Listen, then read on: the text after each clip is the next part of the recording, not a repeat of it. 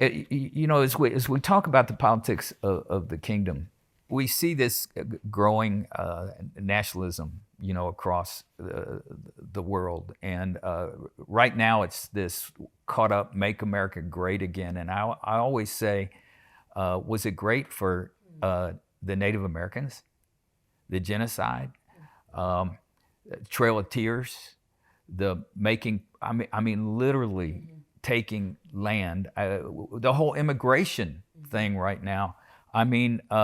Everybody in this room, I don't see any Native Americans. They're the only true Americans. And it's the Chinese that were virtual slaves building the railroads. So it's a very painful thing that Christians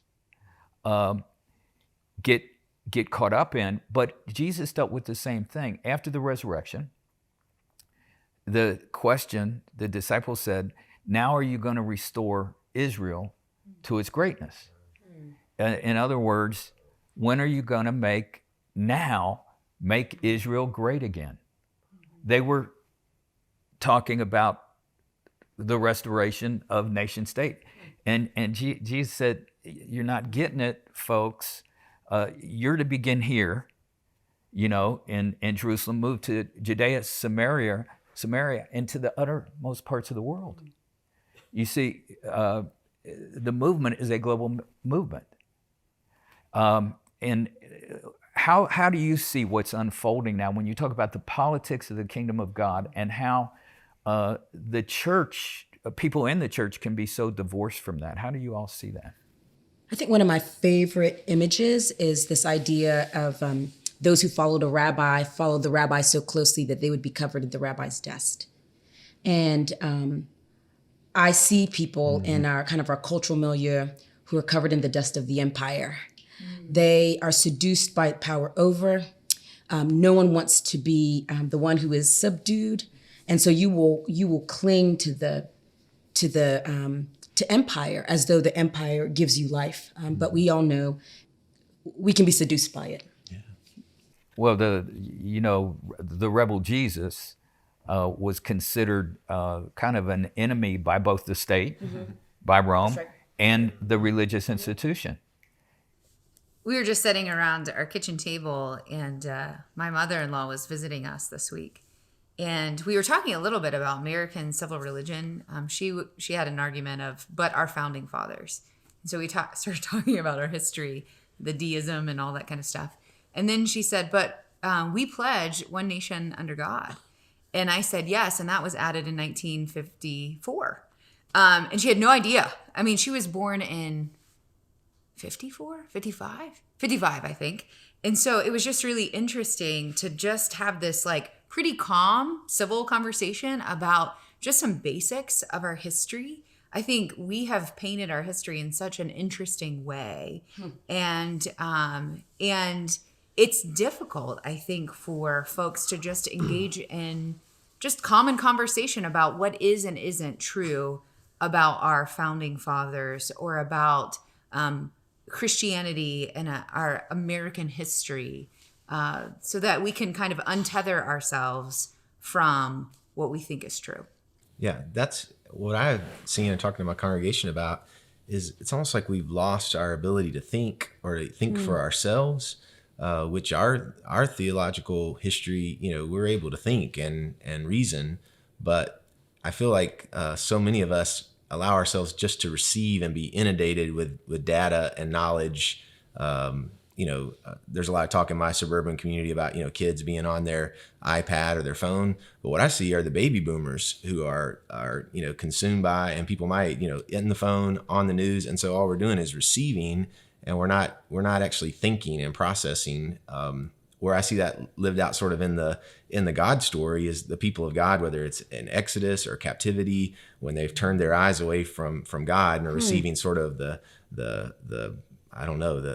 new king's information. God would always call them back to, interestingly to me, first the Sabbath. You've forgotten the Sabbath, and to me it's like we don't have space like that. That gives us this space to think and process what God's given us, this brain to do that.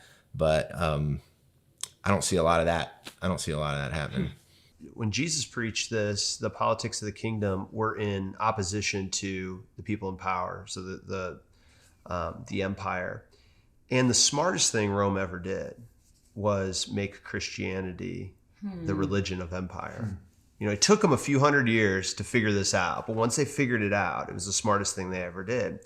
Because then instead of the church being something that constantly checked and pushed against the power of empire and the vision that empire had, once they invited the church in, then the church could become a tool to use. So I think fast forward 2,000 years, we've never grown up in a society where the kingdom of God has been proclaimed against the kingdom of empire. We've only grown up inside a church that's primarily been a tool. So I think the first challenge of the church is we have to be willing to give up a lot of the benefits that came with being the church that was in some ways baptized by the empire and get back to being comfortable not fitting in to that paradigm anymore and not being valued in that paradigm anymore.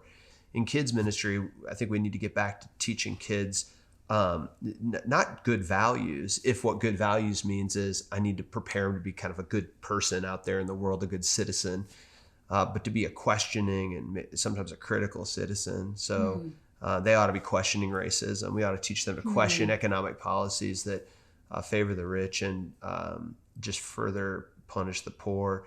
Like teaching our kids to think differently about empire. Oh, what year was it? 1970, I think, when the Kent State kids were killed with the protest, and all of our universities were closed. But we realized that we had to be speaking out about Vietnam, but we had to do it in a more peaceful way. You know, I thought the Black Panthers would be a better solution for the thing until I really met Jesus, and then Dr. King became, you know, the voice of what does it mean to be peacemakers. It means that we fight the wars of the kingdom in a different way. But I've seen a whole transition. Somehow the same thing happened. Is in the church we heard, especially the more Bible-based charismatic churches, we heard them say Jesus, and we thought it was the same, and it kind of got married together, and it became convoluted again. Because just like you said, when Constantine made Christianity legal, for the first 300 years, Christians were basically pacifists. But now the image of Christ was on their shield. So now the Christian flag flies under the American flag, right?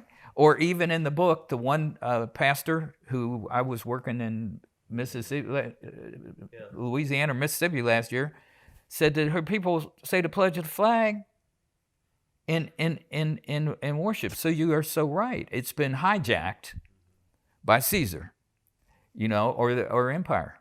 It's so fascinating to me that from a very early age, my kids are inundated in a school system with what does it mean to be a good citizen? I mean, whether it's Veterans Day, and I don't think these are bad things. I'm just saying, like, it's fascinating to me. The rigors of discipleship that happen for the nation state are so intentional and produce such great fruit. I think we could learn a thing or two from that reality. It's one of the things that I've done, and I don't put this on anyone else. I mean, you all can say the Pledge of Allegiance and everything else, and it's probably how I was discipled, but out of the Jesus radicals. But once I made a commitment to follow Jesus as Lord, absolute authority in my life, I never from that time said the Pledge of Allegiance. I stand at respect, you know, but because my allegiance to Jesus supersedes my allegiance to the kingdom of America. You know, I just had a conversation, sweet preschool teacher came to me and said, Pastor Rachel, why don't we teach the Pledge of Allegiance and the pledge to the Bible and the pledge to the Christian flag in our church? I mean, she kind of shocked me. Like, I've got kids in this preschool, you know? And I was like, let me get back with you. I honestly just said, we just don't, but I'll get back with you. And I had to like breathe it in. And then I remembered, in our baptismal vows and our membership vows, we pledge allegiance to Jesus' kingdom. And I went back to her and said, here at this church, we pledge our allegiance to Jesus' kingdom and his kingdom alone. And really, if we do that, then how do we help our children and our teens and our families and our singles and everyone be formed in a discipleship that says, no, my primary allegiance is here.